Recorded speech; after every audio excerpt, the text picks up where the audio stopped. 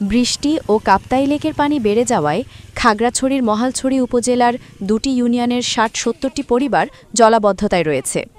খাগড়াছড়ি থেকে বিপ্লব তালুকদারের প্রতিবেদনে দেখুন বিস্তারিত। বিষয়টি নিশ্চিত করেছেন মহালছড়ি উপজেলার নির্বাহী কর্মকর্তা আবু রায়হান। তিনি জানান, মহালছড়ি উপজেলার 2টি ইউনিয়নের 4টি গ্রামের কয়েকটি স্থানে জলাবদ্ধতা দেখা দিয়েছে। ফলে ওইসব এলাকার কিছু কিছু পরিবার জলাবদ্ধতায় আছে। কাপ্তাই লেকের পানি বাড়ায় নিচু এলাকা থেকে পানি ঢুকেছে। তবে বিকেল নাগাদ পরিস্থিতি স্বাভাবিক হয়ে যাবে জানিয়েছেন ইউএনও। স্থানীয় সূত্রে জানায়, চেঙ্গি তীরবর্তী নিচু এলাকা হওয়ায় সিলিটিপাড়া, চিটাঙ্গাপাড়া, ব্রিজপাড়া ও কাপ্তাইপাড়ায় জলাবদ্ধতা দেখা দেয়।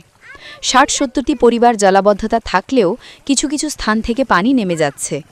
সকাল থেকে বৃষ্টি না হওয়ায় নতুন করে ভোগান্তি হওয়ার আশঙ্কা নেই বলছেন তারা।